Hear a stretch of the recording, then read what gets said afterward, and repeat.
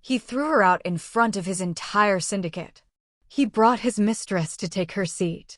And he thought his wife was just a nobody who would disappear. What he didn't know was that without her family, he was nothing. At the Dragon's Crest Gala, surrounded by the most dangerous men in Seoul, Kim stood up to announce a new era for his empire. His wife, Michelle, watched from the shadows in her simple blue dress, unaware that in seconds, her marriage and his entire world would go up in flames. The crystal chandeliers of the Grand Hyatt Ballroom hummed with a tension that only the presence of the Seoul underworld could command. Hundreds of syndicate leaders, financiers, and high-ranking lieutenants sat at linen-draped tables, their eyes fixed on the man at the center of the stage. Kim looked every bit the king he believed himself to be, his tailored charcoal suit catching the light as he gripped a vintage champagne flute. At a quiet table near the back, Michelle sat motionless. Her simple, modest blue dress was a stark contrast to the sea of sequins and silk surrounding her. She looked like a ghost in her own life, her eyes slightly glossy as she watched her husband's chest swell with pride.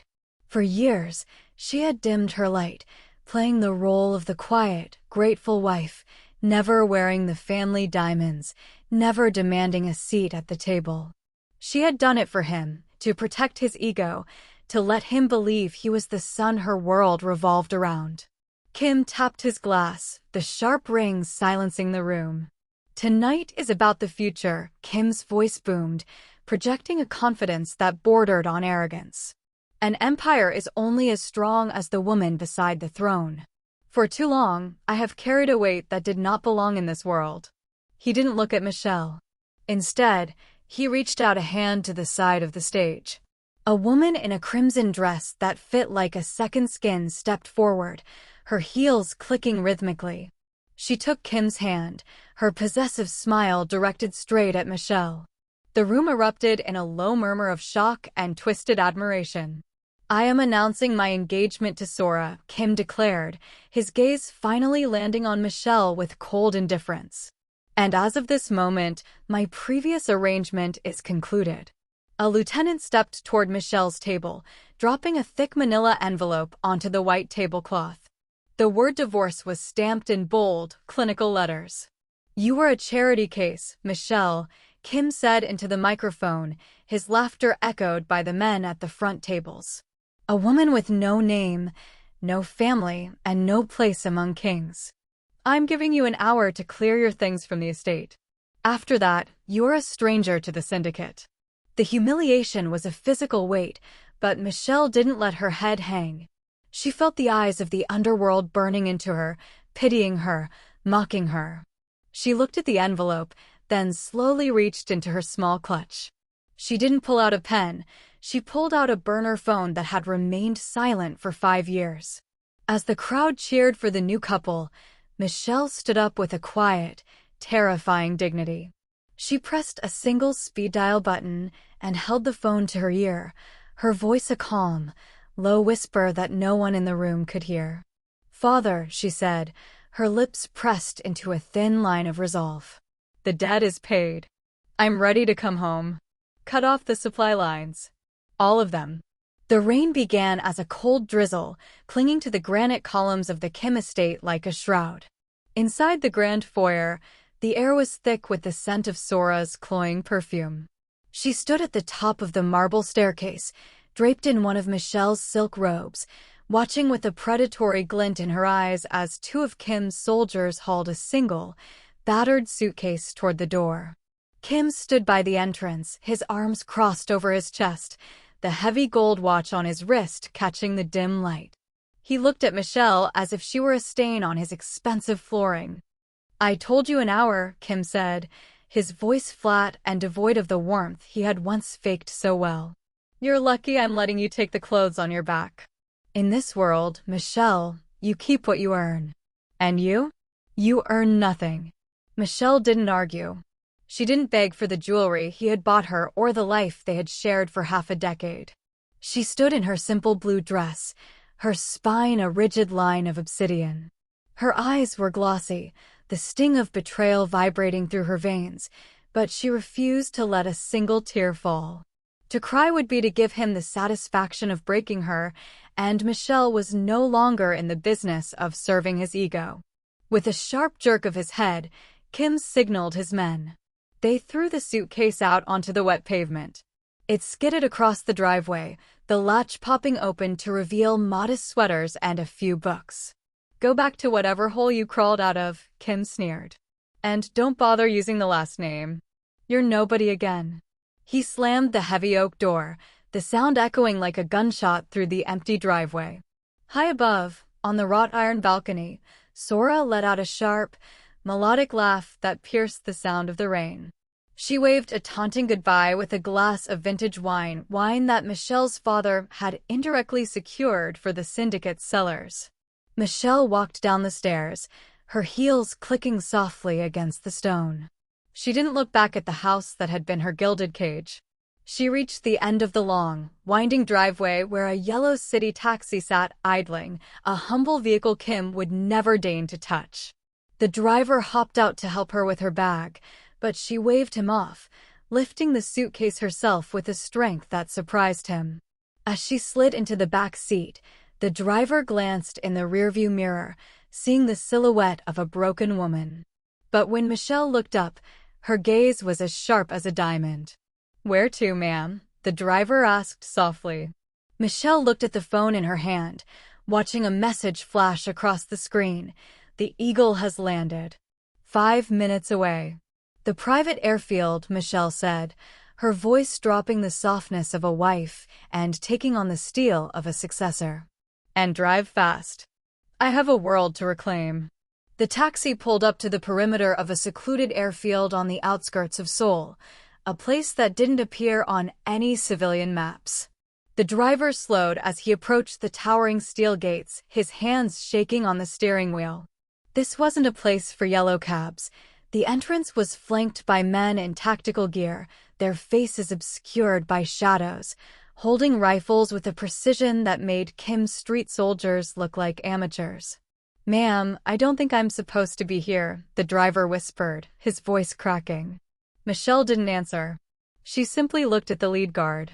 The man stepped forward, his cold expression melting into a look of profound respect the moment he saw her face through the rain-streaked window. He tapped his headset, the heavy gates groaned open, and he snapped into a crisp, military salute. "Welcome home, Princess," the guard said, his voice echoing through the damp air. The taxi crawled down the runway, passing rows of sleek, unmarked black jets until it reached the center of the tarmac. There, a fleet of 12 identical black SUVs sat idling, their headlights cutting through the mist like the eyes of a predator. In the center of the formation stood a man whose name was whispered in fear from Lagos to London, General Okonkwo. Michelle stepped out of the cab, the hem of her blue dress soaking in the puddles. She didn't look like a victim anymore. As she approached the tall, silver-haired man in the charcoal overcoat, the soldiers around him bowed in a wave of perfect synchronization. Her father didn't speak at first. He reached out, his weathered hands framing her face, his thumb brushing away a stray drop of rain as if it were a tear he wouldn't allow her to shed. "You stayed away too long, Michelle," he said, his voice a deep, resonant rumble. "You tried to build a life in the dirt with a man who didn't know he was standing in the presence of a mountain." "I wanted to see if he could love the woman, not the empire," Michelle replied, her voice finally losing its tremor. "I have my answer." The general lowered his hands, his eyes turning toward the city skyline where Kim's headquarters glowed in the distance. The warmth in his expression vanished, replaced by a terrifying, clinical coldness. He snapped his fingers, and an aide immediately stepped forward, handing Michelle a slim, encrypted tablet. "The Kim syndicate relies on our logistics for 60% of their revenue," her father stated. "Their offshore accounts are routed through our Caribbean banks. Their ammunition is sitting in our warehouses in Incheon." Michelle looked at the screen. With a single swipe, she could paralyze the man who had thrown her belongings into the mud. She looked back at her father, her posture upright, her dignity restored. Don't just freeze them, Father, Michelle said, her eyes flashing with a fire that had been suppressed for 5 years. Reclaim them. I want him to watch his world vanish before he even realizes who took it. By the next morning, the sun rose over a Seoul that felt unchanged to the naked eye, but for Kim, the air had turned thin and cold. He sat in his mahogany-road office, Sora draped over the corner of his desk, scrolling through a luxury catalog for the penthouse she expected him to buy. The peace was shattered when the heavy double doors burst open without a knock. His head of logistics stumbled in, face pale and glistening with sweat. Boss, the Incheon shipments. They're gone. Kim didn't even look up from his espresso. What do you mean gone? Hijacked? Call the port authority and tell them who they're dealing with. It's not a hijacking, sir, the man stammered, his voice trembling. The warehouse is empty. The leases were terminated at midnight. The trucks, the drivers, they all vanished. And the ammunition for the Busan expansion? The containers were seized by a private maritime firm we've never heard of. Kim felt a slight prickle of unease at the back of his neck, but he pushed it down. A glitch. A contract dispute. Pay them double and get it back. We can't, his accountant interjected, stepping into the room with a tablet that showed a sea of red flickering across the screen. Our primary lines of credit have been pulled. The offshore holding companies in the Cayman Islands, the ones that fund our payroll, have been flagged for internal restructuring. We're locked out, Kim. We have enough liquid cash to last maybe 48 hours. Sora's smile faltered, her hand dropping from Kim's shoulder as if his very touch had become a liability. What are you talking about? It's just a bank error, right? Kim stood up, the chair scraping harshly against the floor. He grabbed his phone to call his contacts in the government, the men he had bribed for years to ensure his safety. The line didn't even ring. Instead, a recorded voice informed him that the number was no longer in service. One by one, he dialed his allies, his distributors, and his enforcers. Each call ended in a digital dead end. He looked out the window at the city he thought he ruled, unaware that the very ground beneath his feet was being sold off piece by piece. Every weapon his men carried, every dock they stood upon, and every cent they spent was tied to a ghost network he had never bothered to investigate. He had assumed his power was his own, never realizing he had been living on a subsidy of grace provided by the woman he had called nobody. As the monitors in his office began to go dark, one by one, Kim felt the first real spark of terror. He wasn't being attacked, he was being erased. The silence in the Kim estate was no longer peaceful, it was heavy, like the air before a terminal storm. By the third day, the golden faucets ran dry, and the central heating had died, leaving the sprawling mansion as cold as a tomb. Kim sat at the long dining table, his phone plugged into a portable battery, watching as the final notifications of his bankruptcy flickered across the screen like dying stars. Sora stood by the window, no longer draped in silk, but pacing in a fur coat she had refused to pack.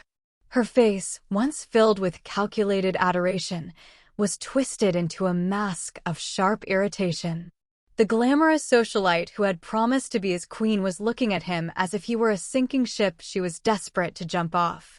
I don't understand, she hissed, her voice cutting through the cold. Where's the jeweler? He was supposed to bring the necklace for the gala tonight. He isn't answering my calls, Kim. There is no gala, Sora, Kim muttered, his voice raspy. There is no jeweler. My cards are declined. Even the staff walked out this morning because their wire transfers didn't clear. Sora stopped pacing and looked at him with a cold, clinical detachment. What do you mean declined? You're the head of the syndicate. You're supposed to be untouchable. Someone is cutting the veins, Kim said, slamming his fist onto the table. Every time I try to move money, it vanishes. Every time I call for backup, the line is dead. I'm being hunted by a ghost, and all you can talk about is a necklace. Sora laughed, a jagged, ugly sound that stripped away the last of her allure. I didn't sign up for this, Kim. I didn't leave a senator's son to sit in a dark house with a man who can't even keep the lights on. If you've lost your grip on the city, you've lost your value to me." She began pulling the rings off her fingers, the ones Kim had bought her with money he now realized he never truly owned. "I'm going to my sister's in Gangnam. Don't call me unless you find your checkbook." "Sora, wait," Kim started, reaching for her arm, but she flinched away as if his touch were contagious. "Don't," she snapped. "You told Michelle she was a charity case, but at least she was loyal enough to sit in the dark with you. I'm a high-maintenance woman, Kim. And you're officially out of maintenance."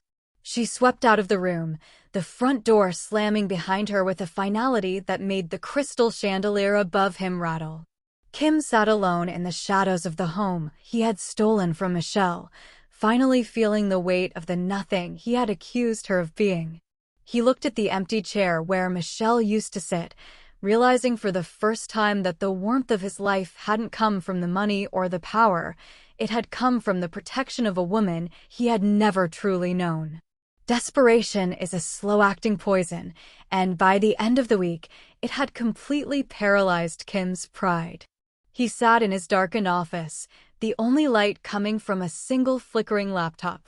His empire was a hollow shell. His soldiers had defected to rival clans, and his creditors were no longer making threats, they were simply seizing his assets. There was only one name left on the list of global entities powerful enough to bridge a gap of this magnitude, the Okonkwo Group. He had heard the rumors of their reach, a multinational conglomerate that functioned like a shadow state. They controlled the shipping lanes, the private security firms, and the digital banking backbones of half the continent.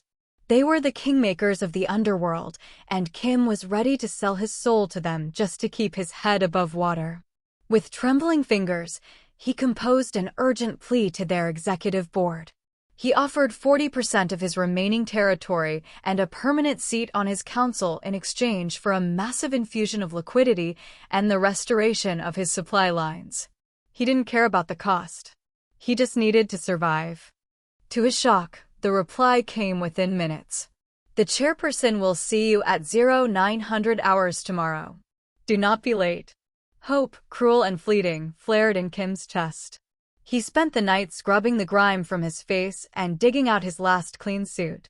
He imagined the meeting, a stern, elderly African patriarch who would respect Kim's ruthlessness and grant him a second chance. He would rebuild. He would find Sora and make her regret leaving. He would show the world that Kim was still a king. The next morning, Kim arrived at the glass and steel monolith that housed the Okonkwo Group's headquarters. He was stripped of his sidearm and escorted through 3 separate security checkpoints by men who looked like they were built of granite. As he stepped into the executive elevator, he caught his reflection in the polished chrome. He looked haggard, a shadow of the man who had stood on the Gala stage just days prior. The elevator chimed, and the doors slid open to reveal a sprawling penthouse office with a panoramic view of the city. The room was silent, save for the hum of the air conditioning and the soft ticking of a clock. A massive desk of dark obsidian sat at the far end of the room, positioned so the person behind it would be silhouetted against the morning sun. "Thank you for seeing me," Kim said, his voice cracking as he stepped forward, bowing low to the shadow. "My syndicate is facing a temporary restructuring. I believe a partnership with your family would be mutually beneficial." The high-backed leather chair slowly rotated. Kim's heart stopped. The breath left his lungs as if he had been struck in the chest. Sitting in the seat of power was not an old man, but a woman. She was draped in a tailored white power suit, her hair styled in a sharp, regal crown. She looked down at him with eyes that held no warmth, no pity, and most terrifyingly, no love. "Hello, Kim," Michelle said, her voice echoing with the weight of a billion-dollar empire. "I believe you were looking for a bailout?" Kim's knees buckled, his hand catching the edge of the obsidian desk to keep from collapsing. The woman before him bore the face of his wife, but the spirit inhabiting her was a stranger, a monarch who had been watching him play at being a king from the heights of a mountain he couldn't even see. "Michelle," he whispered, the name sounding small and pathetic in the vastness of the office.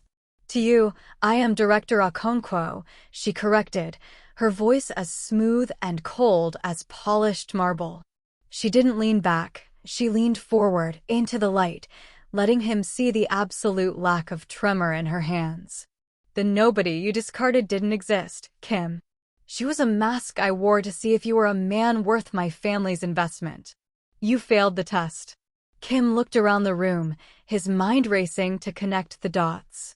The mysterious, maritime firm, the frozen accounts, the vanished ammunition, it wasn't a rival gang or a government crackdown. It was her. The quiet woman who had made him tea every night had been the architect of his every triumph and the silent witness to his every betrayal. You did this, he gasped, his shock turning into a desperate, hollow anger. You destroyed our life. You destroyed my men. I didn't destroy anything, Kim. I simply stopped supporting it, Michelle said, picking up a gold fountain pen. My father wanted to end you the moment you brought that mistress into our home. I was the one who asked him to wait. I wanted you to have exactly what you asked for, a life without me. How do you like it so far? Kim looked down at his trembling hands, then back at her. The power dynamic had flipped so violently he felt nauseous. He realized now that his empire had been a house of cards, and she had been the only thing keeping the wind from blowing. Every shipment he thought he had snuck past the authorities had been cleared by her father's signature. Every rival who had backed down had done so because they feared the Okonkwo name, not his. Please, Kim stammered, his pride finally dissolving into raw survival instinct. Michelle, we were married for 5 years. You loved me once. If you stop the liquidations, I can fix this. I'll send Sora away. I'll make it right. Michelle looked at him with a flicker of genuine pity, which hurt more than her anger. That's the difference between us, Kim. You think loyalty is a transaction you can negotiate when you're losing. But in my world, loyalty is the only currency that matters. And you're bankrupt.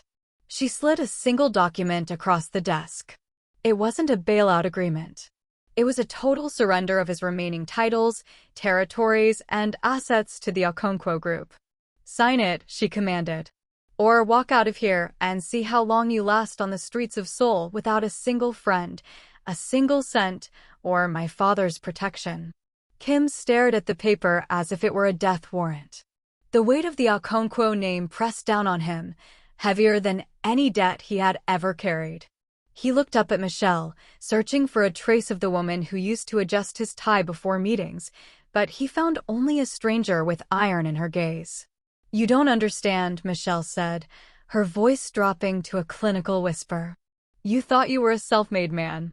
You boasted to your generals about your instincts and your luck. But luck had nothing to do with it. She opened a leather-bound folder on her desk, revealing a series of stamped documents dating back 5 years.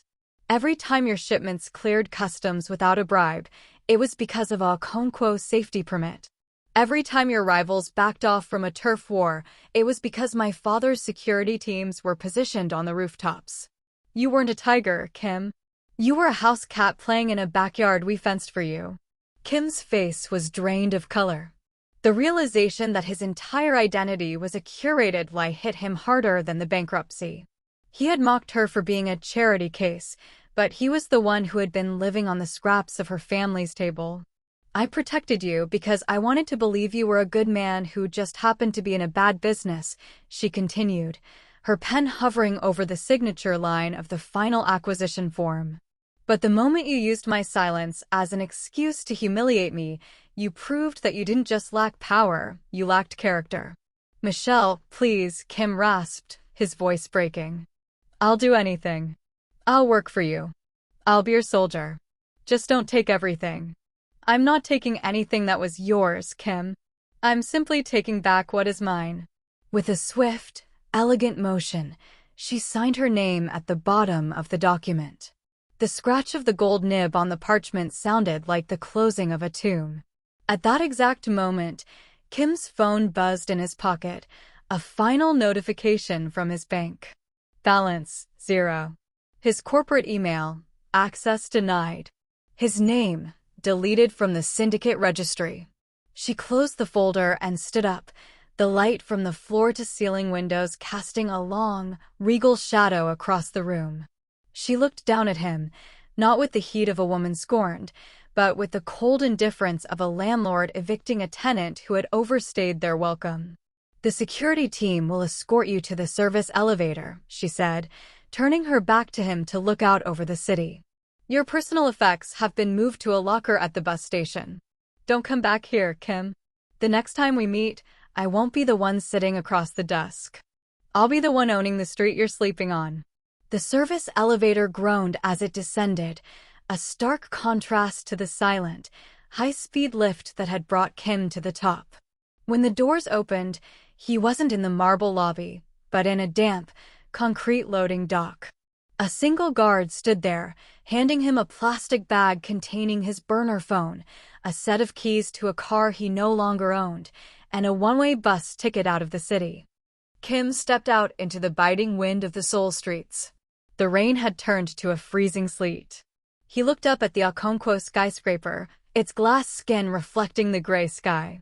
High above, behind the tinted windows of the penthouse, he knew Michelle was looking out at the world she now rightfully commanded. He reached into his pocket for a cigarette, but his fingers found only the bus ticket. For the first time in a decade, he was invisible. People pushed past him on the sidewalk, grumbling about the weather, oblivious to the fact that the man they were jostling had once been the most feared name in the district. He walked to the bus station, his expensive shoes soaking through, his pride replaced by a hollow, ringing silence. He saw his reflection in a shop window, a haggard, middle-aged man in a rumpled suit. He looked like the nobody he had accused Michelle of being. He had lost his empire, his mistress, and his dignity, but the sharpest pain was the realization of what he had actually thrown away, the only person who had ever loved him for his soul rather than his status. Back at the headquarters, Michelle stood on the balcony of her new office. The cold air didn't bother her, it felt like a baptism. Behind her, the Okonkwo Group logo was already being etched into the mahogany walls where Kim's crest used to hang. Her father walked up behind her, placing a hand on her shoulder. "The transition is complete," the general said. "The other syndicates have already sent their tributes. They know who holds the keys now." Michelle nodded, her gaze fixed on the horizon. She felt a lightness in her chest that she hadn't known in 5 years. She had spent so much time shrinking herself to fit into a small man's world that she had forgotten how it felt to breathe the air at this altitude. She wasn't the wife of a boss anymore. She was the architect of her own destiny. She took the burner phone from her pocket, the one she had used to call her father, and dropped it into the waste bin. The past was a closed ledger. She walked back to her desk, the heels of her shoes clicking with a rhythm that sounded like a heartbeat. As she sat in the leather chair, she didn't look back at the door or the man who had left through it. She picked up a new file, opened it, and began to lead. The era of the Kim syndicate was over. The reign of the Queen had just begun.